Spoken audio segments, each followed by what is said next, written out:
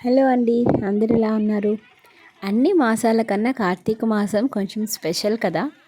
ఎందుకంటే చాలామంది నదీ స్నానాలకు వెళ్తూ ఉంటారు. ఎక్కడెక్కడో గుళ్ళని దర్శించుకోవడానికి వెళ్తూ ఉంటాము. అలానే వనభోజనాలకు వెళ్తూ ఉంటాం. పిక్నిక్స్ అని పెట్టుకుంటూ ఉంటారు. మా అపార్ట్మెంట్ మా ఫ్రెండ్స్ అందరూ కలిసి సరే అని చెప్పి అనుకొని ఒక గుళ్ళకి వెళ్దాము అని చెప్పి అనుకుని స్టార్ట్ అయ్యామన్నమాట. ఎక్కడికి ఏంటి అనేది చెప్తాను. బొబ్బిలి వేణుగోపాల స్వామి గుడికి అయితే వెళ్దాం అనుకున్నాము. చాలా ఫేమస్ కదా! అనుకుంటే అయిపోతుందా? స్వామి పిలవాలి కదా! శివుడికైతే ఇన్ని నీరు పోసినా చాలు, ఆయన సంతృప్తి చెంది ఏం కావాలంటే అవి ఇచ్చేస్తాడు. కానీ గోవిందుడు అలా కాదు కదా! నారాయణుడు చాలా పరీక్షిస్తాడు. మేము ఈ గుడికి వెళ్ళాలి అనుకునే ఎప్పుడు కూడాను ఏదో ఒక ఆటంకం వచ్చేది, ఏదో ఒక వాయిదా పడేది. సరే అని చెప్పేసి ఈసారైనా వెళ్దామని ఫిక్స్ అయ్యి స్టార్ట్ అయితే ఇదిగోండి మధ్యలో ఇట్లా ఆగిపోయినాం అనమాట. ఏమైందంటే రోడ్ అంతా బాగా గుంతలు గుంతలుగా ఉంది. సో ఆ ముందు రోజు ఏవో 2 లారీలు దాంట్లో కూరుకుపోయినాయి అన్నమాట. సో అదంతా బయటికి తీసి క్రేన్ సహాయంతో అదంతా లెవెల్ చేసి మేము వెళ్ళేటప్పటికి ఆల్మోస్ట్ ఒక 45 నిమిషాలు మేమైతే వెయిట్ చేసామన్నమాట. అన్ని వెహికల్స్ ఆగిపోయాయి. సో చాలా కష్టమైంది.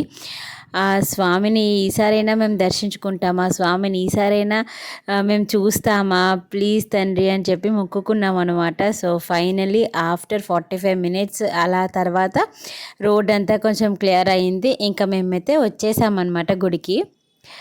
ఇక్కడే మరొక ట్విస్ట్ అన్నమాట.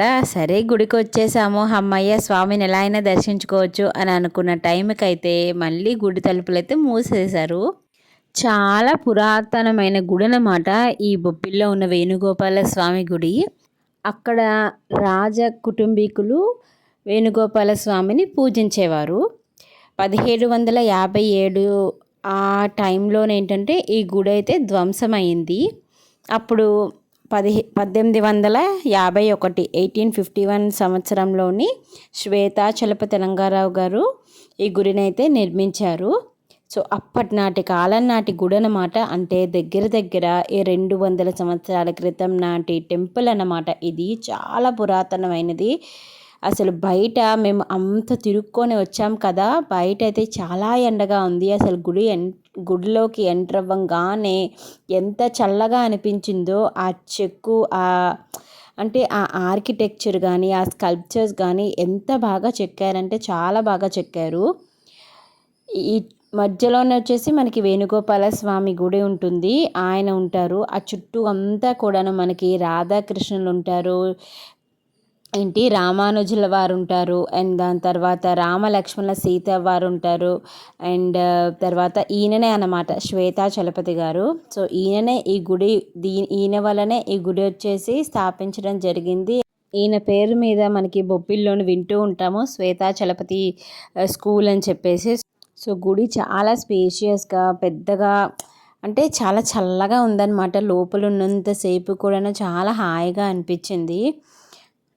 ఆ రాతి చూసారా, ఎంత పురాతనమైన రాతో, అసలు ఎంత స్ట్రాంగ్గా ఉన్నాయో. అసలు ఇప్పటి కాలంలో ఇలాంటి గుళ్ళను మనం ఎక్కడా చూడలేదు, ఉండవు కూడాను. అంత పురాతనమైన 200 సంవత్సరాల క్రితం అంటే మీరే ఆలోచించండి. ఆ కింద టైల్స్ చూసారా, అప్పట్లోని కాలంలో అలాంటి టైల్సే ఉండేవి కదా. సో ఈయన రామానుజుల వారు అన్నమాట.